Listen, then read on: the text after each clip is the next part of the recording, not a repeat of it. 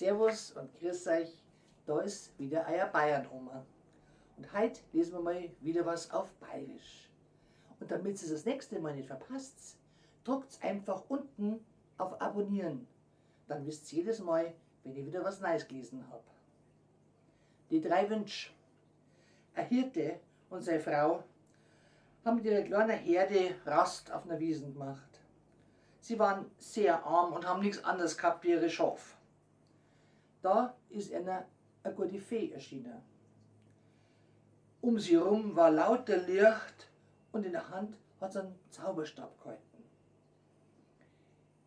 Ich habe gesehen, dass ihr in Not seid, sagte die Fee. Deshalb erfülle ich euch 3 Wünsche.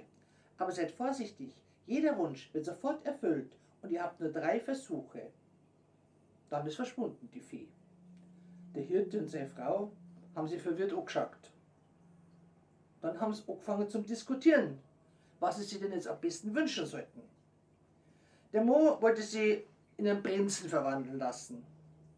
Die Frau hat gemeint, es war doch ein bisschen sinnvoller, einfach um viel Geld zu bitten. Sie haben so überlegt und überlegt, dass sie gar nicht gemerkt haben, dass ihr Essen auf dem Feuer verbrennt ist. Oh na, jammerte die Hirtin.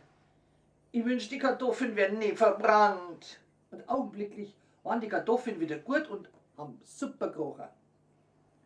Als dem Mo klar geworden ist, dass sie gerade einen Wunsch verschwendet haben, hat er sich beschwert. Warum hast du das sagen müssen? Ich wünschte, du hättest eine Kartoffel auf die Schulter statt einen Kopf. Dann würdest du nicht so viel Unsinn reden. Und im selben Moment ist ihr Kopf zum Kartoffel geworden. Mei, da sind sie erschrocken. Es ist ja nichts anderes überblieben, als den letzten Wunsch dafür herzunehmen, dass die Wirtin wieder ihren richtigen Kopf hat. So, jetzt haben sie ihre 3 Wünsche aufgebraucht, ohne dass sie an ihrem Leben irgendwas geändert hätte. Aber wenigstens haben sie das wenige gerettet, was gehabt haben, und haben zufrieden ihre Kartoffeln gegessen.